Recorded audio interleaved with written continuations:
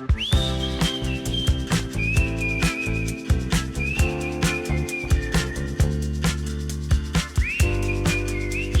it is, my gamers? I'm back with a new season of new games for us to explore. Once again, my name's Nikolai, and welcome back to another installment of Keyboards and Consoles. This is the show where I review underrated and unknown games you may not have heard of.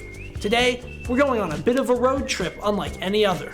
The game I'm talking about is none other than Road 96, set in the fictional country of Petria in the year 1996. Road 96 tells several stories of unrest, turmoil, and good times over the course of several months. You see, Petria is going through a bit of a difficult time right now. It's an election year, and the people are very unhappy with their current leader. Due to this unrest, teens are attempting to cross the northern border to escape Petria, several of which are characters that you play as. The game's story is told in the forms of episodes. The game has 6 different episodes, and you play as a different nameless, faceless, voiceless character in each episode. Before each episode, you can choose what character you want to play as, and this can actually be quite important for your run. Each character has a different amount of starting cash, or distance from the border, or even additional attributes to help you progress through the story. As you play through the story, you also have the opportunity to directly affect the game's outcome. See, at the beginning I had failed to mention just how politically charged this game is.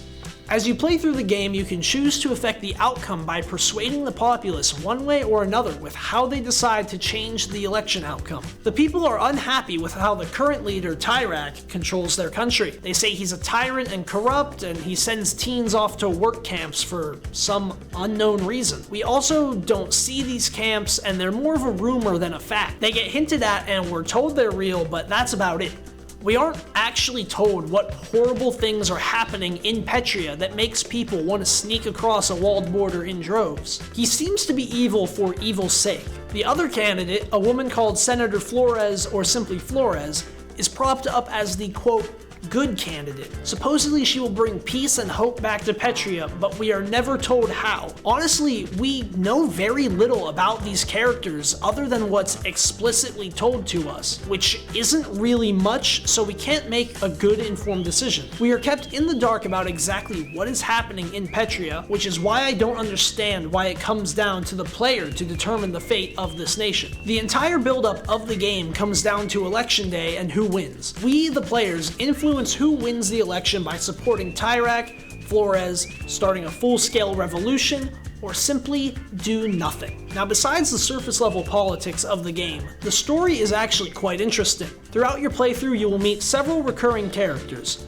These characters are interesting, unique, and have their own goals and desires. Some are just trying to chill and have a good time, some are criminals, and one's even a serial killer. What a fun and exciting cast. My favorite part with these characters is their overarching story. By the end, each story converges on election day. The cool part with their stories is that how you interact and what you say to each person will directly affect what actions they take. Some characters can go on to live a nice, happy life, some will straight up get murdered, and some will even go on to commit acts of terrorism. So make sure you think carefully about how you go about interacting with each character. Apart from the story, the gameplay is not at all that difficult. You just walk around small areas as you play through each episode and interact with things in said areas. You can talk to people, rob them, snoop around to find essential information to unlock new skills you can use as you progress through the story, or just have some fun and play some arcade games for a while. The art style and soundtrack are by far my favorite aspects of this game. The art style has somewhat of a mix between Borderlands and a graphic novel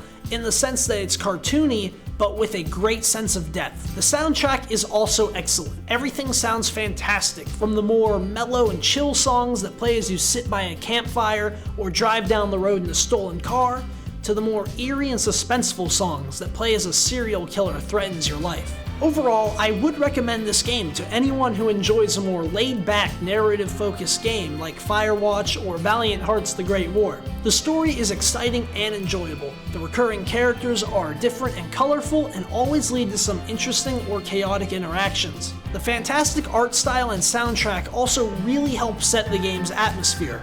You genuinely feel like you're having a good time on a mellow road trip. The game also procedurally generates the stops you make as you make your way to the border, so no two playthroughs are truly the same. In fact, several playthroughs are almost required if you want to learn everything about the various characters in the game. So what do you think? Will you steal some keys and take a car as far as possible? Will you pick up the game? If you already have it, do you enjoy it? Either way, let me know by tweeting me at ZTVGoofingOff using the hashtag Keyboards and Consoles. As always, my name's Nikolai, and thanks for watching.